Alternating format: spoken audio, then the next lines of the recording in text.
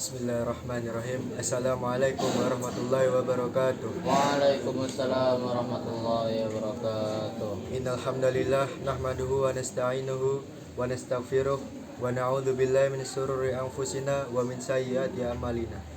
May yahdihillahu fala mudhillalah wa may yudlilhu fala hadiyalah. Asyhadu an la ilaha illallah wa asyhadu anna Muhammadan abduhu wa rasuluh. La nabiyya wa la rasulah ba'da. Baik, di sini saya akan melanjutkan kembali kajian singkat kitab Al-Mabadi Al-Fiqhiyah.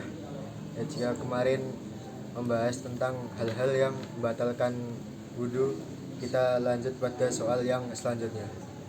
Baik, langsung saja. Qala al-musannifu rahimahullah ta'ala wa nafa'ana bihi wa bil ulumi fid dharaini amin. Bismillahirrahmanirrahim. Soal: ma itu apa? Al-mar'atu adalah perempuan, al-ajnabiyatu yang lain. Jadi soal yang pertama, apa yang dimaksud dengan perempuan yang lain? Perempuan yang asing, atau lebih mudahnya perempuan yang tidak mahram. Jadi apa definisinya? Jawab: ya adapun al-mar'atu al-ajnabiyah itu allati perempuan, la yahrumu tidak haram opo nikahuha nikahi padanya al-mar'ah li adli nasabin sebab nasab aurodoin atau persusuan atau musyaharatin atau pernikahan. Ya, jadi yang dimaksud dengan perempuan yang tidak mahram itu adalah perempuan yang tidak haram untuk dinikahi. Nah, sebaliknya perempuan yang mahram itu yang haram untuk dinikahi. Jadi kita jangan salah menyebutkan. Biasanya orang menyebutkan ini bukan muhrim ini, atau ini udah muhrim. Kita nyebutnya mahram, karena kalau muhrim itu nanti definisinya orang yang memakai ihram saat haji umrah. Jadi kita nyebutnya mahram karena ya itu hubungan darah, hubungan kerabat. Jadi yang mahram itu karena apa aja? Yang haram dinikah itu, perempuan yang haram dinikah itu karena apa aja? Li adli nasabin, sebab nasab sebab ya hubungan kekerabatan, hubungan darah. Ya, misal laki-laki dilarang nikahi ibu kandungnya sendiri, atau adik perempuannya sendiri, atau kakak perempuan, atau nenek, buyut, dan terus ke atas, ya. Entah itu dari jalur ibu ataupun dari jalur ayah, itu terus atas. Jadi tidak boleh dinikahi karena satu nasab. Aurodoin atau persusuan. Nah, misal saya kasih contoh, saya dulu tidak disusui oleh ibu saya sendiri karena ada suatu hajat, saya disusui oleh tetangga, istrinya tetangga yang kebetulan saat itu sedang hamil. Jadi, dan kebetulan suami istri tetangga tersebut mempunyai anak perempuan, ya. Jadi saat saya sudah besar itu tidak boleh menikahi si anak dari suami istri tangga tersebut. Karena apa ya? Karena sudah ada hubungan rodok, persusuan. Walaupun tidak ada hubungan darah sama sekali, tapi itu sudah ada hubungan rodok saat saya masih kecil disusui oleh istrinya tetangga tersebut. Kayak gitu. Dan memegang anaknya perempuan tersebut ya tidak apa, kan tidak membatalkan wudu karena sudah mahram, haram untuk dinikahi. Au musyaharatin atau karena pernikahan, ya, karena mertua. Saya menikahi putrinya Ustadz Zaid. Jadi saat saya sudah menikah itu hubungannya itu sudah mahram antara, misal si Ustadz Zaid ini mempunyai anak perempuan lagi, ya saya itu sudah mahram karena yaitu hubungannya musyaharah, hubungan pernikahan antara istrinya Ustadz Zaid atau anak perempuan yang lain saja, itu sudah mahram, atau senasab sama keluarganya Ustadz Zaid tersebut, itu sudah mahram karena hubungan musyaharah. Jadi tiga tadi ya, lihat nasabin, arodain, au musyaharatin. Lanjut. Soal: madza apa yalzamu wajib siapa al-mutawaddi orang yang mempunyai wudu, idza aroda ketika menginginkan siapa mutawaddi an yusalliya untuk melaksanakan sholat. Jadi apa yang diwajibkan oleh seorang yang mempunyai wudu ketika ingin melaksanakan sholat? Jawab: yalzamuhu wajib hubate mutawaddi apa taharatu malabisihi, sucinya pakaian, wa makanihi dan sucinya tempat, minan najasati dari najis, wasatru aurati dan menutup aurat, wastiqbalul kiblati dan menghadap kiblat, wa ma'rifatu duhulil waktu dan mengetahui waktunya sholat.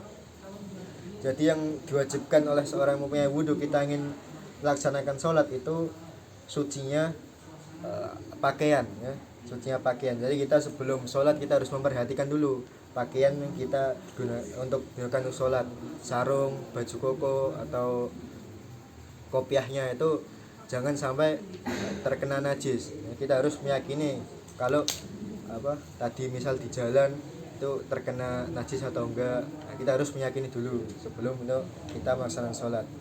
Nah, jika takutnya nanti kalau pas sholat ternyata bajunya kita terkena najis, itu bisa membuat tidak sah sholat, karena syarat sahnya sholat itu sucinya anggota badan dari najis. Lalu sucinya tempat yang dilaksanakan untuk sholat, tempatnya sholat itu. Nah, kita harus memperhatikan sebelum sholat, tempat untuk sujud, tempat untuk atahiyat, untuk berdiri, kita harus memperhatikan dulu ada kotoran enggak di itu tempat itu, di musola itu ada kotoran enggak. Yang biasanya kan ada kotoran tikus atau kotoran cicak, nah itu harus disingkirin dulu atau kita berpindah tempat ke tempat yang lain agar lebih aman. Wasatru auratihi dan menutup aurat, ya menutup aurat entah itu laki-laki ataupun perempuan harus menutup aurat saat sholat. Batasannya apa aja nanti kita bahas di soal yang selanjutnya. Wastiqbalul kiblati dan menghadap kiblat, jadi harus menghadap kiblat saat sholat. Kalau di masjid-masjid ya kita sudah tahu, langsung tahu karena ya, imam hadapnya situ, kita sebagai makmum kita tinggal tinggal mengikuti saja. Kalau kita saat fenomena matahari yang tepat di atas Ka'bah, ya, itu kita bisa mengetahui kiblat dari situ. Kemarin ada fenomena matahari tepat di atas Ka'bah, itu kita bisa membuatnya dengan saat fenomena tersebut berlangsung, kita bisa membuatnya dengan misal kita membuat tiang di tanah. Nah, itu bayangannya dari matahari tersebut, bayangannya matahari tiangnya itu, nah itu menunjukkan arah kiblat. Misal bayangannya ke arah selatan atau kemana gitu, itu menunjukkan arah kiblat saat terjadi fenomena tersebut. Wa ma'rifatu duhulil waktu dan mengetahui waktu sholat. Tidak ada alasan kita meninggalkan sholat karena tidak tahu sholat ini jam berapa, sholat subuh jam berapa. Teknologi sekarang udah canggih, kita tinggal searching aja di Google jadwal sholat Kota Lamongan hari ini, udah tertera subuh jam sekian, duhur jam sekian. Jadi kita tinggal searching aja di Google gitu. Atau di luar misalnya kita tidak mempunyai HP atau tidak memiliki sinyal, kita cukup memperkirakannya. Ya kalau duhur setelah tergelincirnya matahari hingga bayang-bayang matahari itu, bayang-bayang seseorang tuh ya tepat ada di bawahnya gitu. Atau salat maghrib itu dikira-kirakannya setelah terbenamnya matahari hingga hilangnya syafaq atau mega merah. Ya jadi itu. Lanjut soal itu apa? Najasatu adalah najis. Jadi apa itu najis?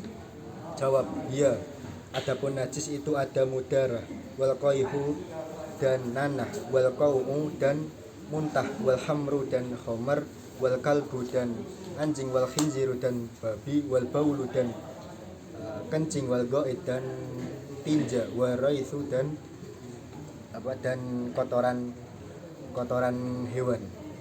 Jadi najis terbagi menjadi 3. Yang pertama ada najis mukhafafah, najis yang ringan, najis mutawasitoh, najis sedang, dan najis mughalaghah yang berat. Yang tertera di sini najis yang mutawasitoh dan najis mughalaghah. Nah, ini masih berkaitan sama yang tadi soal sebelumnya. Yalzamu toharatu malabisi wa makanihi minan najasati. Jadi sucinya anggota badan dan tempat dari najis. Najisnya apa aja ya? Ini najisnya darah, khamar. Ya. Jadi harus terhindar dari itu najis-najis yang ini. Atau najis yang mugolagoh yang berat seperti kalbu wal khinzir, anjing dan babi. Nah, itu harus disucikan dulu dengan, misal kalau terkena harus disucikan dulu dengan tanah 7 kali. Lanjut soal itu apa al auratu adalah aurat. Jawab auratur rajuli, adapun auratnya laki-laki itu apa baina surati antara pusar warubati dan lutut. Jadi auratnya laki-laki itu batasannya antara pusar dan lutut. Bagaimana kalau kita memakai saat sholat kita memakai sarung saja yang kita naikkan sampai atas pusar dan bagian bawahnya itu sampai batasnya lutut. Itu sebenarnya nggak apa-apa sholat pakai itu, tanpa pakai baju apa-apa, pakai sarung aja. Tapi ya gimana? Apa kita adab kita di mana? Menghadap Gusti Allah, tapi kita pakai cuma sarung doang. Ya walaupun itu udah menutup aurat, tapi kurang beradab.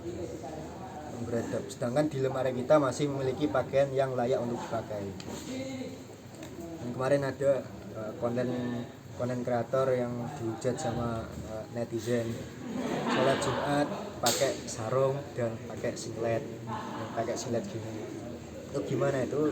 Ya sebenarnya nggak apa-apa, sah-sah aja sholatnya. Tapi kembali lagi itu kurang beradab menghadap Gusti Allah, tapi kok memakai pakaian yang kurang pantas.